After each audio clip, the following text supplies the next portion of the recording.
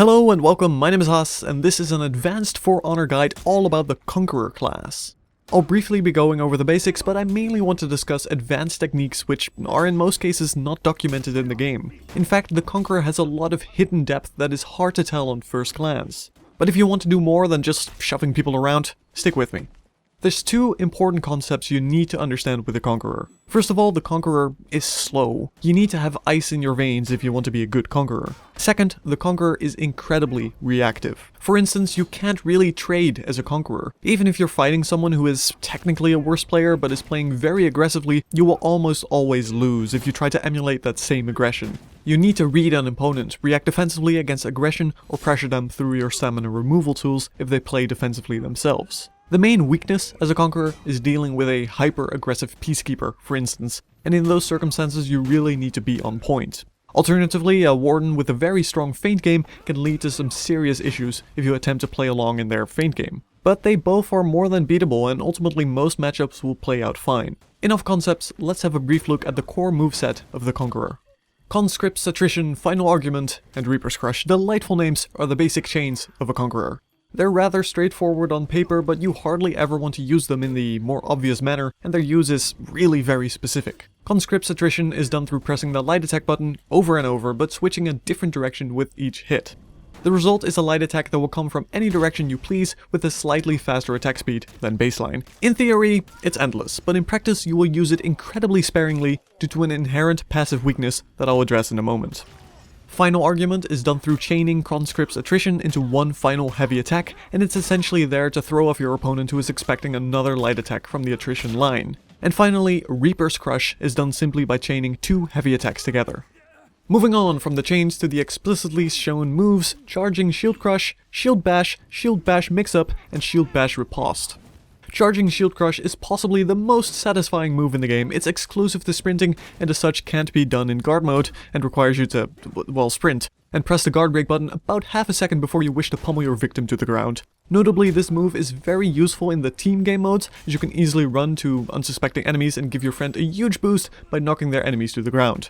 Regardless, it's still a very important move in a dueling setting, more on that in a moment. The regular Shield Bash is done by dodging in any direction, be it forward or sideward, with the exclusion of backwards, and pressing the guard break button. I'm sure you'll start seeing a pattern here. The Shield Bash is the bread and butter move of the Conqueror, iconic and effective at the lower levels and highest levels of play. At the lower levels, it's probably causing a lot of frustration for players that haven't quite figured out how to dodge or interrupt it, but even those that have still can be caught out and controlled by it effectively if the Conqueror knows what he or she is doing. Shield Bash itself will incur a major stamina penalty on the opponent, which is simply fantastic, and it can be further capitalized upon by doing a light attack for a guaranteed hit if the enemy is staggered or endlessly chained into a heavy attack followed by yet another Shield Bash, which is where we get to the Shield Bash mix-up. Any heavy attack can be followed through a press of the guard break button by another Shield Bash. Importantly, this is not guaranteed to hit, and throwing out heavy attacks carries with it the danger of it being blocked, or worse, parried.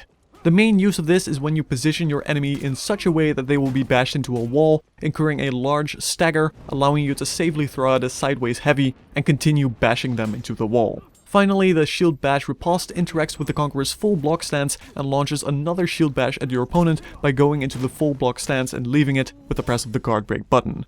Those are his basic moves. On paper, definitely not a lot, but as I said, their uses are very specific. So let's go into those advanced uses, but in order to do that, I first had to address his unique trait of being able to hold his heavy attack and charge them up. The Conqueror can hold his heavy attack for as long as he has stamina, and during this time it will charge up twice to deal significantly more damage and attack much faster than normal, though it's still quite slow.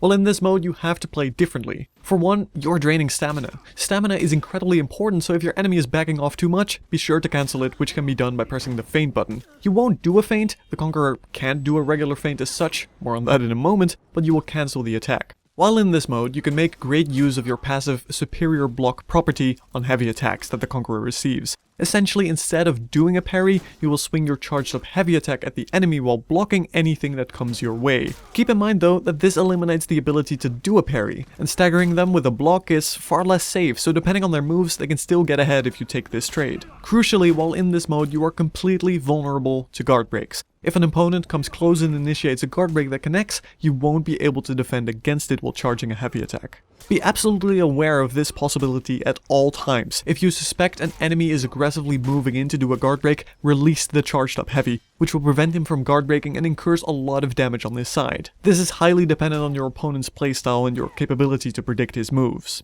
If he just moves in and doesn't do a guard break, you now have a heavy attack flying in the air that he can parry. And Conquerors can't feint, or can he? By activating your full block stance, you can cancel out of any light or heavy attack, charged or not, with the same timing as a feint. In the situation where your enemy is parrying, this now causes him to hit your block and gives you an opening for a shield bash riposte. This of course is but one specific scenario. The capability of doing pseudo feints, as it were, is nice and should always be kept in mind, but never go toe to toe against a player that is trying to play the feint game, because a Conqueror cannot get ahead.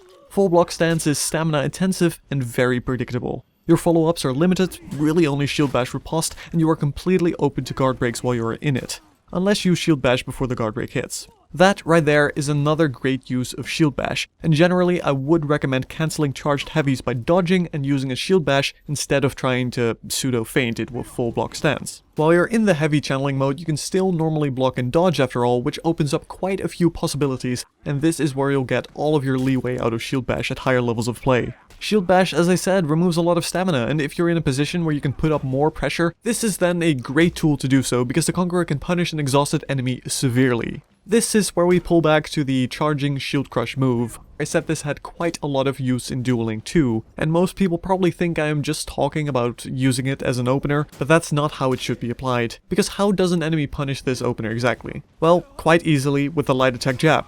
Secondly, they can dodge out of the way. In duels, you can certainly use it as an opener against people who aren't as quick to react, but it has far more uses against an exhausted opponent. When exhausted, attacks are far slower, meaning you've just removed the easiest way for them to stop your charging shield crush. They can no longer interrupt it on time with a light attack. This leaves them with only one option. Either they dodge, or they get hit. If they get hit, they're not on the floor, you can charge up a heavy for half a second and get a guaranteed hit off for a lot of damage. If they do dodge it, they are vulnerable to a free guard break. Essentially what you want to be doing as soon as an enemy hits exhaustion is forcing them to the ground by sprinting at them. If they then respond with a dodge, you immediately lock onto them, guard break and throw them, and now they're on the floor because throws against exhausted opponents knock down. If they don't dodge, then they can't stop the charging shield crush, which gives you the same result. This is your aggressive line of play. Pressure them with shield bashes and get them to a state of exhaustion so you could punish them with a knockdown into a lot of damage. But what about a more defensive line of play? The Conqueror is the most defensive character after all. He has to have a lot of counters and protection tools for him available, and he does. Of course, there's the charged heavy counterattack with the superior block on his heavy attacks, and this can be useful, but more advanced players are less likely to fall for this. Regardless, this doesn't make charged heavies useless in the slightest. As a result of these two mechanics, a Conqueror has by far the safest parries in the game. If they attack you, you do the regular parry timing with a heavy attack, but instead of letting go, you keep holding the heavy attack down. If they didn't feint, you now parry them, which gives you a free guard break into a free sideways heavy or wall throw. If they did feint, you didn't open yourself up to any more damage, as you were simply holding a charged heavy attack that you can now immediately cancel out of, or can change into a dodge into a shield bash.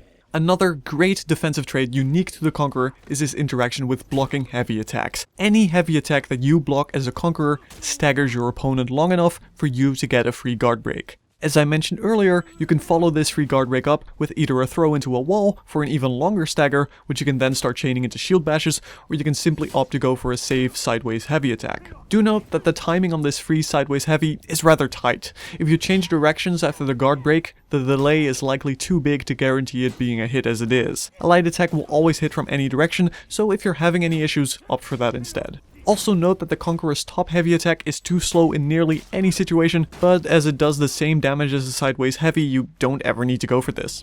Finally, to link this back to his original chains, you probably noticed I haven't mentioned them much, and again, that's because their uses are very rare. Heavy attacks you generally only want to throw out when you got them into a wall stun or a guard break, and then you're most likely to follow this up with a shield bash into a light attack or follow up into another shield bash. This means that Reaper's Crush is rarely used, but it does have its place, rare as it may be. Generally, you never want to throw out the first heavy attack for it to be close enough to be blocked, or worse, parried. Instead, you want to throw out the first heavy of the Reaper's Crush chain first while they're out of reach. And if they position within reach, you can attempt to punish them with a second heavy that has a much bigger chance of connecting and is faster. Keep in mind they can still interrupt this, so you generally only do this when you see them react to your first missed heavy with a forward dodge or otherwise a move that is too slow to interrupt your heavy in time.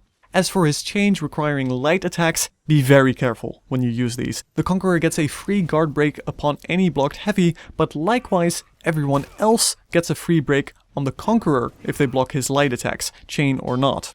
This means that if you throw out a light attack that they can block or parry, you are likely in a lot of trouble. Instead, light attacks are generally reserved for safe damage situations, like where they throw out a slower attack. They're tricky to use against someone that knows how to punish them, that's for sure. And with that, I've basically summed up the aggressive, defensive, and bluffing techniques. Keep in mind you can bluff a lot while charging a heavy attack. You can transition into virtually anything, but you are vulnerable to guard breaks. Punish them for going for those. If they don't fall for it, play the defensive game, which Conqueror is second to none at. Ultimately, it all depends on how your opponent tries to play it. Everything here is basically reaction to some extent. The one move I did neglect to mention was his zone attack, which is easily one of the worst zoning attacks in the game, I'm afraid. It doesn't matter, you don't need it. Use it only during revenge mode, when it's stamina free. Keep your cool. Exploit your enemy's attacks as safely as you can, force them into exhaustion, block and safely parry anything they throw at you, and you'll find that almost any matchup can be favorable. Thank you for watching, my name is Haas, and I'll see you in the next video.